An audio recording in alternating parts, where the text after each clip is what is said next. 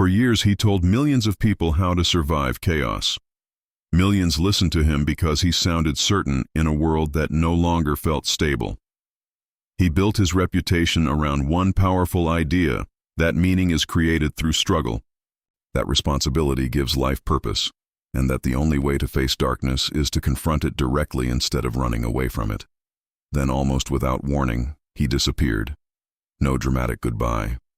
No final speech. Just silence where one of the loudest and most debated voices in the world had once been. Jordan Peterson, the psychologist, professor, and best-selling author, had spent decades helping people fight addiction, fear, depression, and hopelessness. Millions listened to him because he spoke with certainty in a world that often felt confused. He told people to stand up straight, tell the truth, and carry their burdens instead of escaping them. But what happens when the man giving the advice can no longer hold himself together? What happens when the person who spent years talking about order suddenly finds his own life collapsing into chaos? That question is at the center of this story. In 2025, Jordan Peterson was rushed into intensive care. His daughter later described the situation as a near-death experience. For weeks, he could barely communicate with his family. The man whose voice had reached millions suddenly lost the ability to speak for himself. But this story does not begin in a hospital. It begins many years earlier in a small frozen town in Canada, where a quiet young boy became obsessed with difficult questions about suffering, meaning, and human nature. Jordan Burnt Peterson was born in Edmonton, Alberta on June 12, 1962, and raised in Fairview, a small town in northwestern Canada. His father worked as a school teacher. His mother worked as a librarian. They were not wealthy or connected, but they valued education deeply. Books became one of the most important parts of Jordan's life. As a teenager, he discovered writers like George Orwell, Alexander Solzhenitsyn, and Ayn Rand. These were not simple stories. They were books about power, suffering, political systems, and the terrible things human beings can do to one another. Those ideas stayed with him. He became fascinated by one major question: why do societies collapse even when people believe they are trying to build something better? At first, Peterson believed politics could improve the world. As a young man, he briefly became involved with left-wing political movements in Canada.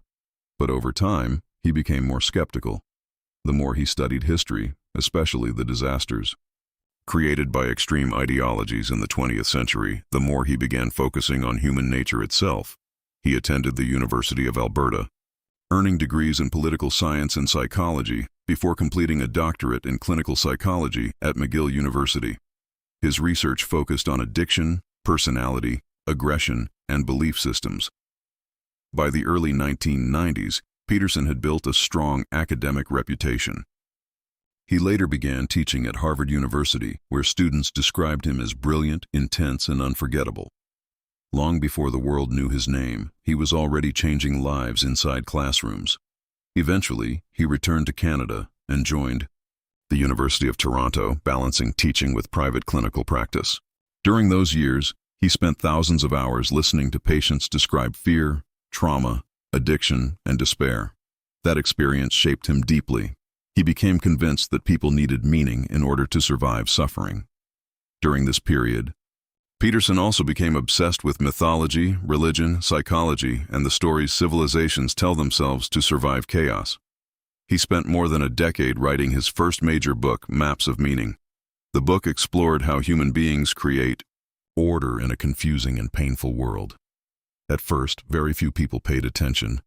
For many years, Jordan Peterson lived the life of a respected professor. He taught classes, published research papers, and treated patients quietly without major public attention. Then everything changed in 2016. That year, Peterson uploaded a series of YouTube videos criticizing a proposed Canadian law called Bill C-16. He argued that governments should never force citizens to use specific language under legal pressure. The internet exploded. Within weeks, Jordan Peterson was no longer just a professor. He had become a global argument. Some people praised him for defending freedom of speech. Others accused him of attacking transgender rights. Student protests formed at the University of Toronto. News organizations criticized him heavily. Interviews spread everywhere online. Almost overnight, a psychology professor became one of the most discussed public figures in the English-speaking world. The attention grew incredibly fast. Millions of people discovered his lectures online, especially young men searching for direction and meaning. Many said his message about discipline, responsibility, and honesty gave them hope during difficult periods in their lives. Peterson spoke differently from most public figures. He did not promise easy happiness. He talked openly about suffering and argued that life becomes meaningful when people willingly carry responsibility instead of avoiding it.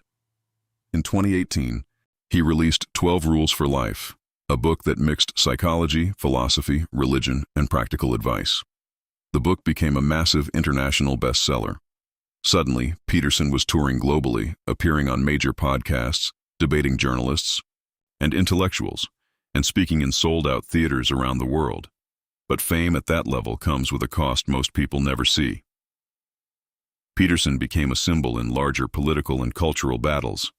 Supporters praised him intensely while critics attacked him constantly. Every interview became controversial. Every statement was analyzed online. Underneath the fame and attention, however, his personal life was beginning to fall apart. Around this time, Peterson's wife Tammy was diagnosed with a rare and aggressive form of kidney cancer. The diagnosis was devastating. While continuing to travel and work publicly, Peterson was privately dealing with fear, exhaustion, and emotional pressure inside his own family. At the same time, he was also struggling with serious health issues of his own. He adopted a highly restrictive diet in an attempt to manage autoimmune symptoms, depression, and chronic physical problems. Then another problem appeared. In 2016, Peterson had been prescribed clonazepam, a benzodiazepine medication used to treat anxiety. At first, the medication seemed helpful, but over time, his body became dependent on it.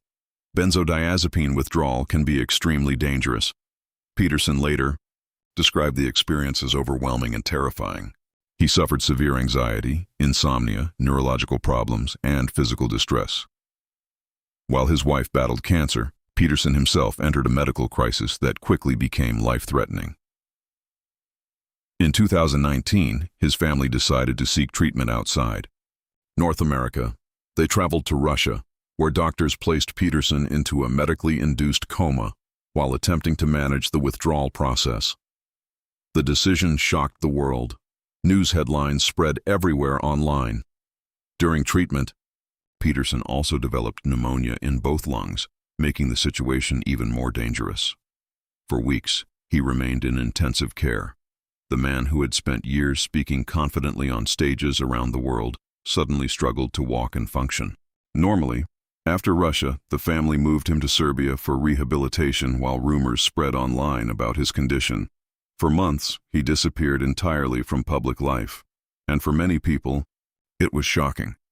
The man who had spent years teaching others how to stay strong suddenly looked physically broken himself. When Peterson finally reappeared in 2020 during an interview on his daughter's podcast, viewers immediately noticed how different he looked. He appeared thinner, weaker, and emotionally exhausted. The sharp intellect was still there, but the experience had clearly changed him. At the same time, Tammy Peterson continued fighting cancer. Against expectations, treatment slowly began working. Her condition improved, and the family survived one crisis only to face another.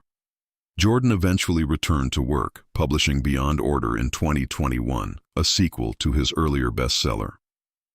Around this period, Peterson also resigned from the University of Toronto after decades in academia. He later joined the Daily Wire as a podcaster and commentator while helping launch Peterson Academy, an online educational platform designed to provide university-style courses outside traditional institutions. To many people, it looked like Jordan Peterson had survived the darkest chapter of his life and rebuilt himself. He returned to interviews, speaking events, and online discussions, but his body had never fully recovered from everything it had endured. Years of stress, illness, travel, controversy, medication complications, and emotional pressure had left him physically vulnerable. And just when it seemed like the worst was finally over, another crisis arrived. While helping clean out his late father-in-law's Home after a death in the family, Peterson was exposed to severe mold contamination inside the house. The exposure triggered chronic inflammatory response syndrome, often called CIRS. The illness causes the immune system to react abnormally after exposure to environmental toxins. Instead of calming down after the danger passes, the immune system continues attacking the body itself. Peterson's condition worsened rapidly. The inflammation developed into pneumonia and later progressed into sepsis, a life-threatening medical emergency where infection spreads throughout the body. He was rushed into intensive care and remained hospitalized for weeks. During that period, Peterson was reportedly unable to communicate,